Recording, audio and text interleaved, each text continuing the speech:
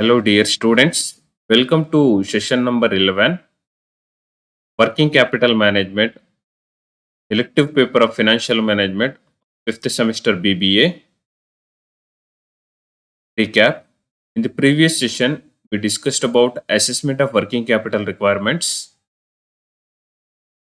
Session number 11 deals with problems on working capital requirement, learning objectives, to familiarize students with the concepts and determination of working capital requirements. Illustration. From the following data, prepare a statement showing working capital requirement for the year. Estimated output for the year 1,30,000 units. ಅಂದರೆ ಒಂದು ವರ್ಷಕ್ಕೆ 1,30,000 units ಅನ್ನು produce ಮಾಡ್ತಾರೆ. Stock of raw material 2 weeks, material in process for 2 weeks. Raw material 2 weeks held up ಆಗುತ್ತೆ ಮತ್ತು work in ಪ್ರೋಸೆಸ್ಗೆ ಬಂದಾಗ 2 weeks held up ಆಗುತ್ತೆ. 50% of wages and over heads R included. Work in progress ಅಲ್ಲಿ 50% of wages ಮತ್ತೆ over heads ಮಾತ್ರ incur ಮಾಡಿರ್ತಾರೆ. Third point, finished goods remain in storage for 2 weeks. Finished goods 2 weeks ಮಾತ್ರ storage ಅಲ್ಲಿ ಇರುತ್ತೆ. Means after producing final product before selling it to the customer, final consumers, it is kept for 2 weeks in the stock room. Fourth one, creditors 2 weeks. When raw materials are purchased from suppliers, repayment is made after 2 weeks to the supplier. Fifth one, debtors 2 weeks. When goods are sold to customers on credit basis, it takes 4 weeks for the business to collect from their customers. Sixth one, outstanding wages and overhead 2 weeks each. Outstanding wages ಮತ್ತೆ overhead ಅಂದ್ರೆ wages payment ಮತ್ತೆ other overhead expenses outstanding which are yet to be paid 2 weeks ನಂತರ pay ಮಾಡ್ತಾರೆ. Seventh one, selling price per unit ₹5. Analysis of cost per unit is given below. Raw material ₹5 per unit, labor ₹3 per unit, overheads 2 per unit, profit ₹5 per unit. ಈ raw material, labour, overheads ಈ ಮೂರೂ ಕಾಸ್ಟನ್ನ add up ಮಾಡ್ಕೊಂಡು cost of production ಅಂತ. Assume the operations are evenly spread throughout the year. ಇದು problem. Next ನಾವು solution part ನೋಡೋಣ. Working capital estimation ಮಾಡಬೇಕಾದ್ರೆ ಬೇಸಿಕಲಿ ನಾವು ಕರೆಂಟ್ ಅಸೆಟ್ಸ್ ಅಲ್ಲಿ ಏನೇನು ಬರುತ್ತೆ, ಕರೆಂಟ್ ಲಯಬಿಲಿಟೀಸ್ ಏನೇನು ಬರುತ್ತೆ ಅಂತ ನೋಡಿ. ಕರೆಂಟ್ ಅಸೆಟ್ಸ್ ಅಲ್ಲಿ majorly we have inventory, debtors and stock of finished goods. Stock of finished goods is part of inventory. So ನಮ್ಗೆ ಮೇಜರ್ಲಿ ಇಲ್ಲಿ ಡೆಟಾರ್ಸ್ ಬರುತ್ತೆ ಮತ್ತೆ ಇನ್ವೆಂಟರಿ ಬರುತ್ತೆ. ಇನ್ವೆಂಟರಿನಲ್ಲಿ again there are 3 components: stock of raw material, work in progress and finished goods. ಹೇಗೆ calculate ಮಾಡ್ತೀವಿ ಅಂದರೆ, ಈಗ ಸ್ಟಾಕ್ ಆಫ್ ರಾ ಮೆಟೀರಿಯಲ್ ಮೇಲೆ ವರ್ಕಿಂಗ್ ಕ್ಯಾಪಿಟಲ್ ಇನ್ವೆಸ್ಟ್ಮೆಂಟ್ ಎಷ್ಟು ಬೇಕು ಅದನ್ನ ಕ್ಯಾಲ್ಕುಲೇಷನ್ ಮಾಡಬೇಕಾದ್ರೆ number of units produced in a year 1,30,000 units ಅನ್ನು ತಗೊಂಡು ರಾ ಮೆಟೀರಿಯಲ್ ಕಾಸ್ಟ್ ಪರ್ ಯೂನಿಟ್ ಎಷ್ಟಿದೆ ಜೊತೆ ಮಲ್ಟಿಪ್ಲೈ ಮಾಡ್ಕೋಬೇಕು. ಮತ್ತೆ ಎಷ್ಟು ವೀಕ್ಸು ಅದು ಎಲ್ಡಪ್ ಆಗುತ್ತೆ. ರಾ ಮೆಟೀರಿಯಲ್ಲು ಸ್ಟಾಕ್ ರೂಮಲ್ಲಿ 2 weeks ಎಲ್ಡಪ್ ಆಗುತ್ತೆ. 2 weeksಗೆ ಎಷ್ಟು ಇನ್ವೆಸ್ಟ್ಮೆಂಟ್ ಬೇಕಾಗುತ್ತೆ ಅಂತ ನಾವು ಕ್ಯಾಲ್ಕುಲೇಷನ್ ಮಾಡುತ್ತೆ. 1,30,000 units into raw material cost per unit 5 into 2/52. 52 ನಾವು ಏನಕ್ಕೆ ತಗೋತೀವಿ ಅಂದರೆ in a year there are 52 weeks as given in the problem.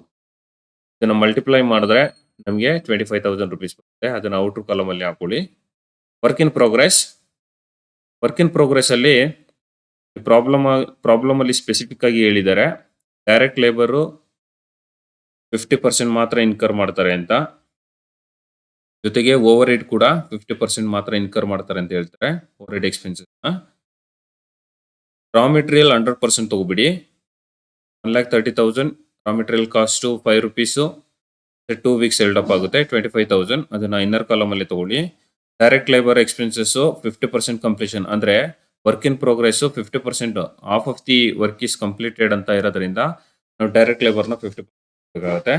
1,30,000 into direct labour cost per unit 3 rupees.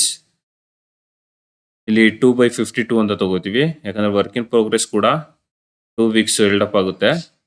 50/100 ಏನಕ್ಕೆ 50/100 ತಗೋತೀವಿ ಅಂದ್ರೆ ಡೈರೆಕ್ಟ್ ಲೇಬರ್ ಎಕ್ಸ್ಪೆನ್ಸಸ್ ಜಸ್ಟ್ 50% ಆಗಿದೆ ಅಂತ 7,500 rupees ಬರುತ್ತೆ. ಇನ್ನರ್ ಕಾಲಮ್ ಅಲ್ಲಿ ತಗೊಳ್ಳಿ. ಓವರ್ ಹೆಡ್ ಎಕ್ಸ್ಪೆನ್ಸಸ್ 50% ಕಂಪ್ಲೀಷನ್ 1,30,000 ಅದು annual production into 2 rupees is cost per unit, overhead cost per unit into 2/52 work in progress 2 weeks held up ಆಗುತ್ತೆ into 50/100 5,000 ಬರುತ್ತೆ. ಇಬ್ರು add up ಮಾಡಿಕೊಂಡು ಔಟರ್ ಕಾಲಮ್ ಅಲ್ಲಿ ಹಾಕಿ 37,500. Next go to the finished goods. Finished goods again annual production ತಗೊಳ್ಳಿ 1,30,000 into 10 rupees. Finished ಗೂಡ್ಸ್ಗೆ ನಾವು cost of production or cost of goods sold ತಗೋಬೇಕಾಗುತ್ತೆ. ರಾ ಮೆಟೀರಿಯಲ್ ಕಾಸ್ಟು ಮತ್ತೆ labour cost overheads cost per unit ಮೂರನ್ನ add up ಮಾಡ್ಕೊಂಡಾಗ ನಮ್ಗೆ cost of goods sold ಬರುತ್ತೆ ಅಥವಾ ಕಾಸ್ಟ್ ಆಫ್ ಪ್ರೊಡಕ್ಷನ್ ಬರುತ್ತೆ. ಜೊತೆ ಮಲ್ಟಿಪ್ಲೈ ಮಾಡಿಕೊಂಡು ಸ್ಟಾಕ್ ಆಫ್ ಫಿನಿಶ್ಡ್ ಗೂಡ್ಸು ಕೂಡ 2 ವೀಕ್ಸು ಹೆಲ್ಡ್ ಅಪ್ ಆಗುತ್ತೆ. ಮಲ್ಟಿಪ್ಲೈ ಮಾಡಿಕೊಂಡ್ರೆ 50,000 ಬರುತ್ತೆ. ಡೆಟಾರ್ಸ್ 2 ವೀಕ್ಸ್ ಅಂತ ಹೇಳ್ತಾ ಸಾರಿ ಡೆಟಾರ್ಸ್ ನೋಡಿ ಎಷ್ಟು ದಿನ ಇರೋದು. ಡೆಟಾರ್ಸ್ 4 weeks. ಸೊ ಡೆಟಾರ್ಸ್ ಕ್ಯಾಲ್ಕುಲೇಟ್ ಮಾಡಬೇಕಾದ್ರೆ ಅಗೇನ್ 1,30,000 ಆನ್ಯುವಲ್ ಪ್ರೊಡಕ್ಷನ್ ಯೂನಿಟ್ಸ್ ತಗೊಳ್ಳಿ into 10 rupees. Cost of goods sold ಕೂಡ 10 rupees ಇರೋದು. ಸೊ 4 weeks ಹೆಲ್ಡ್ ಅಪ್ ಆಗುತ್ತೆ. ಮಲ್ಟಿಪ್ಲೈ ಮಾಡಿ 1,00,000 rupees. ನಮಗೆ ಟೋಟಲ್ ಕರೆಂಟ್ ಅಸೆಟ್ಸ್ ಬಂದು 2,12,500 ಬಂತು. Good the current liabilities. Creditors calculate ಮಾಡಬೇಕಾದ್ರೆ ಕ್ರೆಡಿಟಾರ್ಸ್ ಪೀರಿಯಡ್ ಎಷ್ಟು ಅಂತ ನೋಡ್ಕೊಳ್ಳಿ. 2 weeks ಅಂತ ಕೊಟ್ಟಿದ್ದಾರೆ ಪ್ರಾಬ್ಲಮ್ ಅಲ್ಲಿ. 1,30,000 units into raw material per unit ತಗೋಬೇಕು. ಯಾಕಂದ್ರೆ ಸಪ್ಲೈಯರ್ಸ್ ಹತ್ರ ನಾವು ರಾ ಮೆಟೀರಿಯಲ್ ನ ಪರ್ಚೇಸ್ ಮಾಡಿದಾಗ ರಾ ಮೆಟೀರಿಯಲ್ ಕಾಸ್ಟ್ ಬೇಸಿಸ್ ಮೇಲೆನೆ ಇದನ್ನ ಎಸ್ಟಿಮೇಟ್ ಮಾಡಬೇಕಾಗುತ್ತೆ. 1,30,000 into 5 into 2/25,000. Outstanding wages.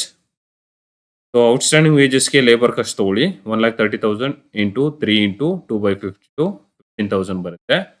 Over head expenses outstanding overheads expenses 1,30,000 into 2 into overheads expenses ಕೂಡ 2 rupees 2 ಇಂಟು 2 weeks ಅದು ಕೂಡ ಬಿಟ್ಟು ಪೇಮೆಂಟ್ ಮಾಡ್ತಾರೆ 10,000. So total current liabilities 50,000. Working capital equals to A minus B. A ಅಂದರೆ total current assets minus total current liabilities. Total current assets 2,12,500 ಇದೆ. ಅದರಿಂದ 50,000 minus ಮಾಡಿದ್ರೆ ನಿಮಗೆ 1,62,500 ಬರುತ್ತೆ.